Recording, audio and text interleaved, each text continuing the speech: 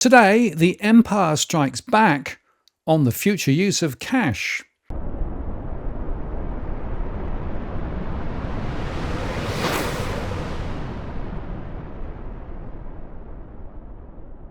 Hi again, it's Martin North from Digital Finance Analytics, one that is post covering finance and property news. Despite all of the hype from the banks, as of August 2025, the total value of Australian banknotes in circulation was a record $104.094 billion worth. That's the first time in history that the $104 billion mark was eclipsed in Australia. This reflects a recent surge in cash usage, with strong withdrawals and a record amount of notes on issue, indicating Australians are returning to cash. This figure includes the value of both notes and coins in circulation. The RBA reported that there were strong cash withdrawals and the value of notes on issue has been booming. So this means that Australians have been increasing their use of cash, a trend that accelerated during the COVID-19 pandemic and continues to be strong.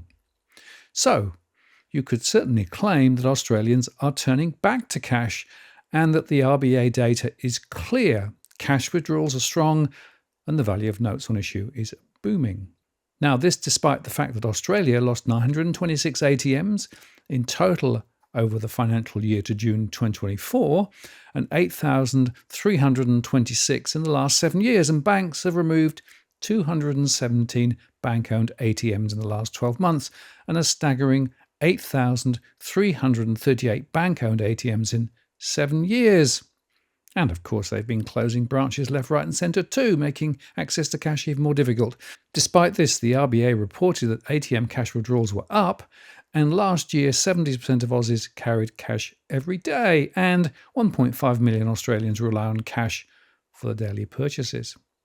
They went on to say, maintaining adequate access to cash in Australia is important, as cash is relied on by a significant number of Australians to make their everyday payments and participate in the economy. Cash is also widely held as a store of wealth and plays a role as a backup to electronic payments. Choice reported that 80% of Australians use cash and 97% support a cash mandate. So the question is the battle for cash really over? Is the future secure? No, unfortunately not. The banks are still trying to claim that everyone is now using digital, despite the recent AWS problems, the latest, by the way, in a series of technology problems that we've seen in the banking system, including those at Westpac and CommBank. They've had issues with their online systems.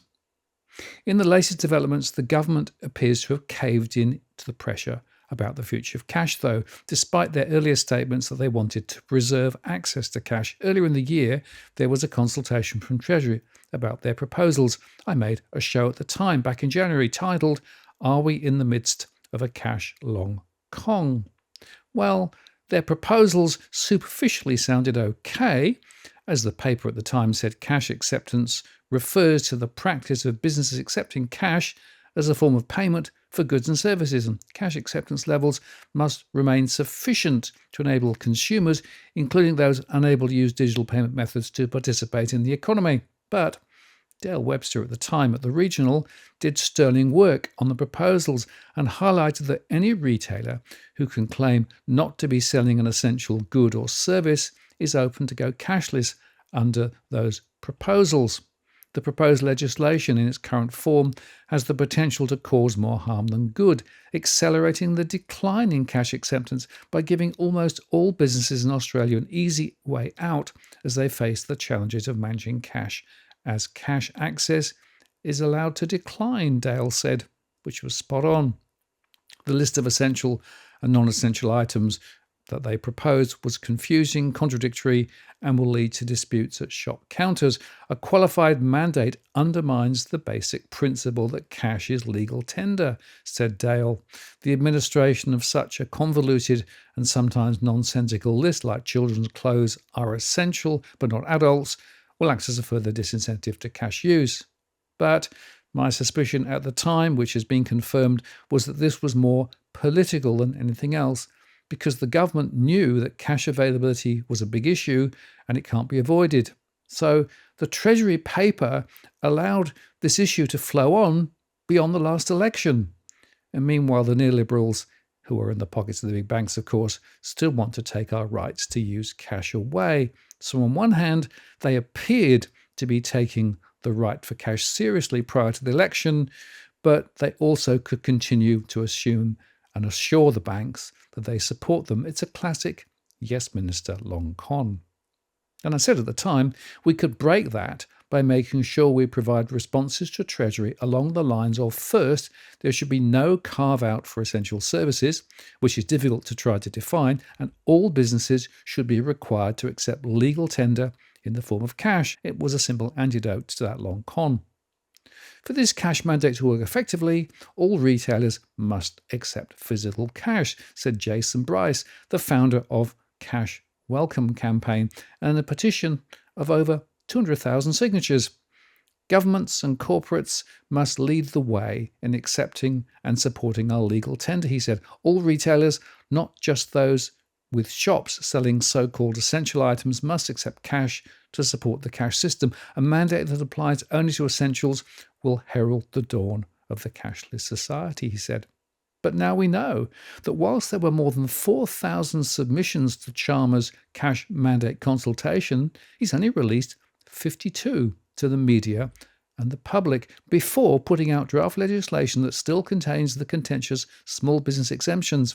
So the question posed by Dale is, of course, is the debate being censored by the government? Well, of course, my answer is yes, it is. My own submission has gone MIA. Worse, in the latest iteration, the cash mandate has been narrowed even further to just supermarkets and servos, and only up to $500. So it does not apply to pharmacies, as previously promised, and does not apply to essentials. It says supermarkets must have at least one terminal accepting cash, and does not apply to a supermarket retailer that is only a small business entity. Referring to the submissions received but not published, they claim a mandate for this watering down of supporting the use of cash, but clearly they are gaslighting us on this so-called mandate.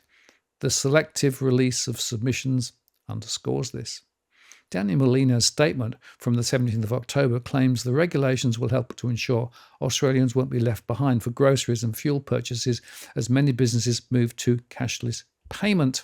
We are also including appropriate exemptions for small businesses, he said, which find it harder to deal with cash. We recognise that Australians are increasingly using digital payment methods, but there will be an ongoing place for cash in our society under the Albanese government. These draft regulations are informed by public consultation earlier in the year. Well, yeah, but they only published 52. So they will prescribe cash acceptance for fuel and grocery retailers via mandatory industry codes of conduct, limit the mandate to in-person transactions of $500 or less, and exempt small businesses with aggregate turnover of under $10 million, or if the business is part of a franchise arrangement, the franchise arrangement's turnover is under $10 million. The mandate will apply to fuel and grocery retailers, as this will best meet consumer expectations to be able to pay for essential goods in cash while minimising the costs and risks to businesses. They removed, of course, the idea of essential services altogether, but only by narrowing the scope just a few outlets. This is, frankly, madness. He claims that it's balanced, practical, and it's a sensible step to support cash users and give consideration to businesses. And importantly, consumers already have the option to pay their bills, including utilities, phone bills, and council rates, in cash at the local Australia Post outlets through Post Bill Pay on the current terms of this service, he said. But of course, Australia Post is now closing those branches too. So that's really another bit of gaslighting going on. Bill Pay is available at post offices across Australia, he said, and is relied on by businesses and government agencies, including utility providers and government entities across state, local and Commonwealth levels. So why are they closing them? And by the way, the government's going to review this mandate after 3 years to ensure that its function is intended where it matters most. So this review will consider whether the mandate should be expanded, its impact on businesses, and the developments in cash distribution access, i.e., how much more has gone digital by then. He went on to say that the Council of Financial Regulation, the Australian Competition and Consumer Commission, released a consultation paper in July with a series of proposals on regulating cash distribution. That's still, of course, a big contentious issue. The government now has invited submissions on this exposure draft, with consultations closing, wait for it, on the 31st of October 2025. This is only a couple of weeks away, so it's clear that they're not serious in their endeavours, and their so-called balanced approach is biased against cash and is closer to the finance sector position than that of ordinary Australians, who, of course, still want to and need to use cash. So, I'm afraid it's time to make another submission to Treasury, underscoring that their proposals are too narrow to be effective, that there should be no carve-out of essential services, which is difficult to try to define, but all businesses should still be required to accept legal tender in the form of cash. That, of course, is the simple antidote to this long con. As Jason Bryce says, for this cash mandate to work effectively, all retailers must accept physical cash. Without this, the empire not only strikes back, but wins, essentially shutting us into a digital-only controlled future. So we need to fly those X-Wings again. Get your submission in. I'm Martin North from Digital Finance Analytics. Many thanks for watching, and I'll see you again next time.